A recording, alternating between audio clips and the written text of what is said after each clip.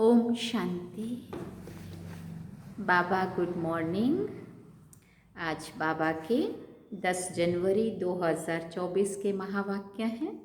बाबा ने सार में कहा, मीठे बच्चे, अलिफ और बे, बाप और वर्षा याद रहे तो खुशी का पारा चढ़ा रहेगा।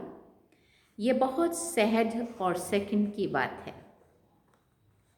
बाबा ने प्रश्न पूछा, बेअंत खुशी किन बच्चों को रहेगी?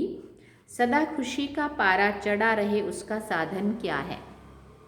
तो बाबा ने उत्तर में कहा, जो बच्चे अशरीरी बनने का अभ्यास करते, बाप जो सुनाते हैं उसका अच्छी रीति धारण कर दूसरों को कराते, उन्हें ही बेअंत खुशी रह सकती है। खुशी का पारा सदा चढ़ा रहे, इसके लिए अविनाशी ज्ञान रत्नों का दान करते रहो, बहुतों का कल्याण करो। सदा ये स्मृति रहे कि हम अभी सुख और शांति की चोटी पर जा रहे हैं, ऊंचाई पे जा रहे हैं, तो खुशी रहे। ओम शांति। बाप दादा का विचार है कि 1 सेकंड में बच्चों से लिखा कर लेवे कि किसकी याद में बैठे हो। देखो बाबा क्या कह रहे हैं कि बाबा ऐसा विचार कर रहे हैं कि मैं बच्चों से लिखवाऊं कि किसकी याद में बैठे हो। इस लिखने में कोई टाइम नहीं लगता है, हर एक सेकंड में लिख कर बाबा को दिखा जाए। फिर सभी ने लिख कर बाप दादा को दिखाया, फिर बाबा ने भी लिखा। बाबा ने जो लिखा सो कोई ने नहीं लिखा। बाबा ने लिखा अलिफ और बे। कितना सहज है। अलिफ माना बाबा, बे माना बादशाही। बाबा पढ़ाते हैं और तुम राजाई प्राप्त करते हो, और जास्ती लिखने की दरकार नहीं है। अलिफ और बे 2 शब्द लिख दिए बस। तुमने जो लिखने में 2 मिनट भी लगाया, अलिफ और बे सेकंड की बात है। सन्यासी सिर्फ अलिफ को याद करेंगे, तुमको बादशाही भी याद है। वो बादशाही को नहीं, जीवन मुक्ति को नहीं मानते, सतयुग के स्वर्ग के सुखों को नहीं मानते हैं, वो बाबा को याद करेंगे। सिर्फ वो परम धाम माना भगवान को याद करेंगे, बादशाही को याद नहीं करेंगे। बाकी अपने को अलिफ और बे, बाबा और बाबा के द्वारा वर्षा मिलने वाला, दोनों को याद कर रहे। याद की आदत पड़ जाती है, बुद्धि में बैठता है तो खुशी का पारा चढ़ता है। अलिफ का अर्थ कितना बड़ा हाईएस्ट चोटी है, उससे ऊपर और कोई चीज़ नहीं है। रहने का स्थान भी ऊंचे ते ऊंचा है। सेकंड में मुक्ति, जीवन मुक्ति का अर्थ भी कोई नहीं जानते हैं, उसका भी ज़रूर अर्थ तो होगा ना। बच्चा पैदा होता है तो लिखते हैं इतने घंटे, इतने मिनट, इतने सेकंड हुए, टिक टिक चलती रहती है। टिक हुई अलिफ बे, बस सेकंड भी नहीं लगता है। कहने की भी दरकार नहीं है, याद तो है ही है ना। तुम बच्चों की इतनी अच्छी अवस्था होनी चाहिए, परंतु वो तब होगी जब याद रहेगी। यहाँ बैठे हो तो बाप और राजाई याद रहनी चाहिए। बुद्धि देखती है, जिनको दिव्य दृष्टि कहा जाता है। आत्मा भी देखती है, बाप को आत्मा ही याद करती होगी ना। तुम भी बाप को याद करो तो राजाई इकट्ठी याद आ जाएगी। कितनी देरी लगती है। यहाँ भी याद में बैठेंगे तो बहुत गदगद हो जाएंगे। बाबा भी इस खुशी में बैठे हैं। बाप को यहाँ की कोई बात याद नहीं है, बाबा याद करते हैं वहाँ की बातें। बाबा और राजाई जैसे कि दर पर खड़े, इतना स्पष्ट विजन बाबा को होता था, दिखता था। बाबा कहते हैं, तुम बच्चों के लिए राजाई ले आया हूँ। तुम सिर्फ याद नहीं करते इसलिए खुशी नहीं ठहरती है। खुशी ना रहने का या खुशी गुम होने का मेन कारण क्या है? बाबा की याद नहीं है तो मूड अलग अलग होंगे। तुम उठते बैठते अपने को आत्मा समझो और मुझ बाप और वर्षे को याद करो। कितना ऊंचा स्थान है जहाँ तुम रहते हो, दुनिया थोड़ी जानती है। मनुष्य मुक्ति में जाने के लिए कितना माथा मारते हैं। अभी मुक्ति धाम है कहाँ?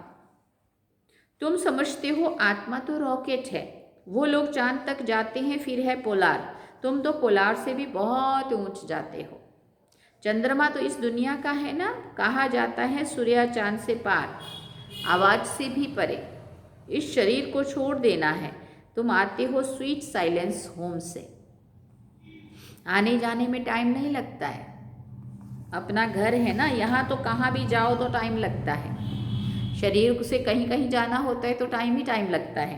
बाबा ने कहा यहाँ तो मन से सेकंड से 1 सेकंड से वहाँ पहुँचना है। यहाँ तो आने जाने में टाइम लगता है। बाबा ने कहा वहाँ आने जाने में टाइम नहीं लगता। यहाँ तो कहीं भी जाओ टाइम लगता है। आत्मा शरीर छोड़ती है तो सेकंड में कहाँ का कहाँ चली जाती है। एक शरीर छोड़ दूसरे में जाकर प्रवेश करती है तो अपने को आत्मा समझना है। तुम बहुत ऊंची चोटी पर जाते हो। मनुष्य शांति चाहते हैं। शांति की हाईएस्ट चोटी है निराकारी दुनिया और सुख की हाईएस्ट चोटी है स्वर्ग। सबसे ज़्यादा सुख सतयुग में और सबसे ज़्यादा शांति अपने शांति धाम में। तो ऊंचे से ऊंचे को टावर कहा जाता है। तुम्हारा घर भी कितना ऊंचा है। दुनिया वाले कभी इन बातों पर ख्याल नहीं करते हैं। उनको ये बातें समझाने वाला कोई है नहीं। उनको कहा जाता है शांति का टावर। मनुष्य तो कहते रहते हैं विश्व में शांति हो, परंतु इसका अर्थ कोई नहीं जानते हैं कि शांति कहाँ है।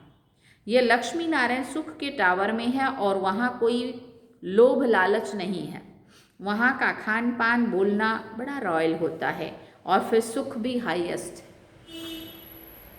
उन्हों की महिमा देखो कितनी है, क्योंकि उन्होंने बहुत मेहनत की है। ये एक नहीं है, सारी माला बनी हुई है। वास्तव में 9 रत्न गाए हुए हैं। ज़रूर उन्होंने गुप्त मेहनत की होगी। बाप और वर्षे की याद रहे तब ही विक्रम विनाश होंगे, परंतु माया याद नहीं करने देगी। कभी काम कभी क्रोध बहुत तूफानों में लाती है। अपनी नब्ज देखनी है। फिर बाबा ने कहा, नारद को भी कहा शक्ल देखो, तो वो अवस्था है नहीं, वो बनानी है। बाबा एम ऑब्जेक्ट भी ज़रूर बताएंगे। अंदर में पुरुषार्थ करते रहो, आगे चलकर वो अवस्था तुम्हारी होगी। अशरीरी रहने की प्रैक्टिस करनी है। अब जाना है वापस। बाबा ने कहा है मुझे याद करो। याद नहीं करेंगे तो सजाएं भी बहुत खानी पड़ेगी और फिर पद भी कम हो जाएगा। ये है बहुत सूक्ष्म बातें। वो लोग साइंस में कितने डीप जाते हैं, क्या क्या बनाते रहते हैं। वो भी संस्कार तो चाहिए ना, जो फिर वहाँ भी जाकर ये चीज़ें बनाएंगे। सिर्फ ये दुनिया बदलनी होती है, सिर्फ ये दुनिया बदली होनी है। यहाँ के संस्कार अनुसार ही जाकर जन्म लेंगे। जैसे लड़ाई वालों की बुद्धि में लड़ाई के संस्कार रहते हैं ना, तो वो संस्कार ले जाते हैं। लड़ने बिगर फिर रह नहीं सकते हैं। ऑफिसर के पास क्यों लगी रहती है। भर्ती करते समय जांच करते हैं कोई बीमारी तो नहीं है। आँख कान आदि सब ठीक है। लड़ाई में तो सब ठीक चाहिए। यहाँ भी देखा जाता है कि कौन कौन विजय का माला दाना बनेंगे, विजय माला का दाना बनेंगे। तुम्हें पुरुषार्थ कर कर्मातीत अवस्था को पाना है। आत्मा अशरीरी आई है, अशरीरी बनकर जाना है। वहाँ शरीर का कोई संबंध नहीं है। अब अशरीरी बनना है। आत्माएं वहाँ से आती हैं, आकर शरीर में प्रवेश करती हैं। ढेर की ढेर आत्माएं आती रहती हैं। सबको अपना अपना पार्ट मिला हुआ है। जो नई पवित्र आत्माएं आती हैं उनको ज़रूर पहले सुख मिलना है, इसलिए उनकी महिमा होती है। बड़ा झाड़ है ना, कितने नामी ग्रामी बड़े आदमी हैं, अपनी अपनी ताकत अनुसार बहुत सुख में होंगे। तो अब बच्चों को मेहनत करनी है। कर्मातीत अवस्था में पवित्र होकर जाना है। अपनी चाल को देखना है कि किसी को दुख तो नहीं देते हैं। बाप कितना मीठा है, मोस्ट विलव्ड है ना, तो बच्चों को भी बनना है। ये तो तुम बच्चे जानते हो कि बाप यहाँ है। मनुष्यों को थोड़ी ये मालूम है कि बाप यहाँ स्थापना कर रहे हैं, फिर भी जन्म जन्मांतर उनको याद करते रहते हैं। शिव के मंदिर में जाकर कितनी पूजा करते हैं, कितनी ऊंची चोटी पर बद्रीनाथ आदि के मंदिर में जाते हैं, कितने मेले लगते हैं, क्योंकि बहुत मीठा है ना। कितना प्यारा, कितना मीठा, कितना प्यारा शिव भोला भगवान, कहते हैं ना बाबा को। गाते भी हैं ऊंचते ऊंच भगवान, बुद्धि में निराकार ही याद आएगा ना। निराकार है, निराकार तो है ही है, फिर ब्रह्मा विष्णु शंकर है, उनको भगवान नहीं कहेंगे। अभी तुम बच्चे समझते हो कि हम ही सतो प्रधान थे, जब विश्व के मालिक थे तो इतने ढेर मनुष्य थे ही नहीं, जनसंख्या बहुत थोड़ी थी, है ना, कम लोग थे। सिर्फ भारत में ही इनका राज्य होगा, बाकी सब चले जाएंगे शांति धाम में। ये सब तुम देखते रहेंगे, इसमें बड़ी विशाल बुद्धि चाहिए। वहाँ तुमको पहाड़ी आदि पर भी जाने की दरकार नहीं है, वहाँ कोई एक्सीडेंट आदि भी नहीं होते। वो है ही वंडर ऑफ स्वर्ग। जब हम स्वर्ग का वंडर, जब वो स्वर्ग का वंडर नहीं है तो माया के वंडर्स बनते हैं।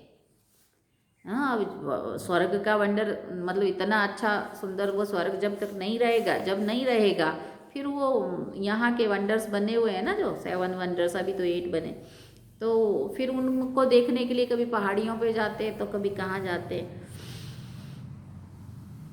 बाबा ने कहा जब वो वंडर नहीं, जब स्वर्ग का वंडर नहीं है तो माया के वंडर्स बनते हैं। ये बातें दुनिया वाले नहीं समझ सकते हैं। तुम अब स्वर्ग में जाने के लिए पुरुषार्थ कर रहे हो। वो है सुख का टावर, ये है दुख का टावर। लड़ाई में कितने मनुष्य रोज मरते हैं, फिर जन्मते भी होंगे। गाया जाता है ईश्वर का अंत नहीं पाया जाता। अब ईश्वर तो है बिंदी, उनका क्या अंत पाएंगे। बाबा कहते हैं इस रचना के आदि मध्य अंत को कोई नहीं जानते हैं। साधु संत कोई रचता और रचना का अंत नहीं पा सकते। तुमको बाप पढ़ाते हैं, इसको पढ़ाई कहा जाता है। सृष्टि चक्र के राज को तुम बच्चे ही जानते जा रहे हो। वो तो कहते हैं हम नहीं जानते, या तो लाखों वर्ष कह देते हैं। अब बाबा ने समझाया है ये जो कुछ भी तुम यहाँ देखते हो ये वहाँ नहीं रहेगा। स्वर्ग है टावर ऑफ सुख, यहाँ है दुख ही दुख। अचानक मौत ऐसा आएगा जो सब खत्म हो जाएंगे।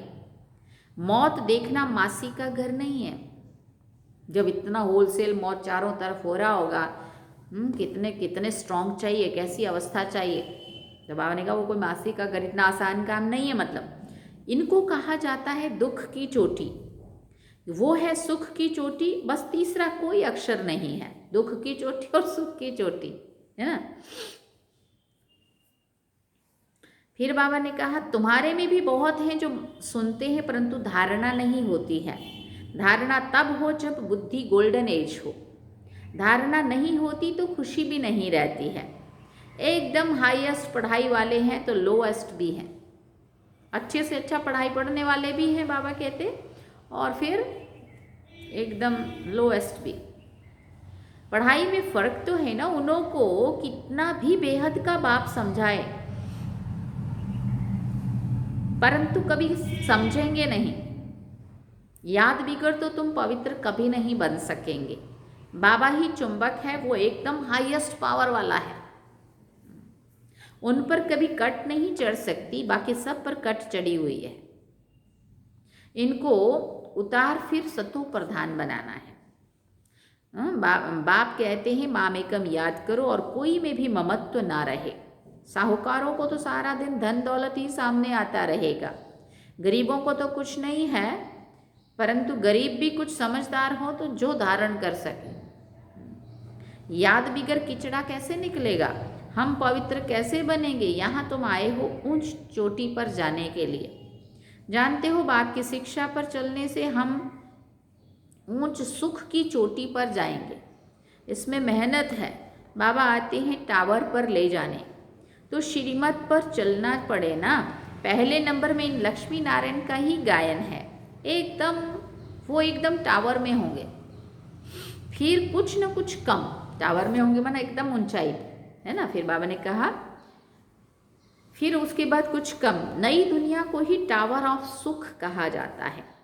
वहाँ कोई मैली चीज़ नहीं होती है। ऐसी मिट्टी नहीं है जो हवाएं वहाँ ऐसी हवाएं वहाँ लगती नहीं है जो मकानों को खराब करे। धूल मिट्टी उड़ उड़ के बाबा कहते स्वर्ग की तो बहुत महिमा है, उसके लिए पुरुषार्थ करना है।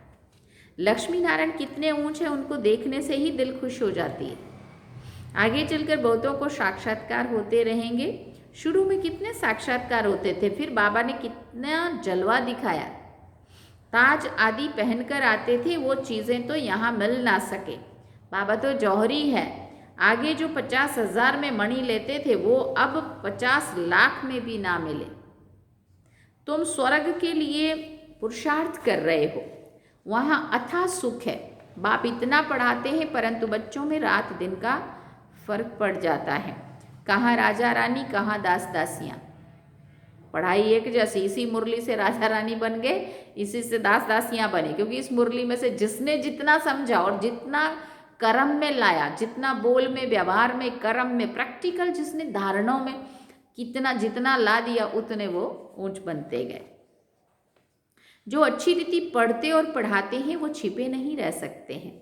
झट कहेंगे बाबा हम फलानी जगह जाकर सर्विस करते हैं। सर्विस तो ढेर की ढेर पड़ी है, तुम्हें इस जंगल को मंगल बनाना है। रोटी मंगल बनाना है माना मंदिर बनाना है। रोटी टुकड़ खाया ना खाया ये भाग्य सर्विस पर। ऐसा नहीं है कि खाने पीने सोने में ही टाइम चला जाए। खाना भी 4 रोटी दाल क्या बोलते हैं उसको, दाल चावल रोटी सब्जी पापड़ भजिया, वो सारा ही बनाना है ऐसा ज़रूरी नहीं है। एक रोटी सब्जी भी खाई और ये भाग्य सेवा में। बाबा कहते हैं धंधे वाले लोग ऐसा करते हैं, अच्छा ग्राहक आ जाता है तो फिर खाया ना खाया ये भाग्य।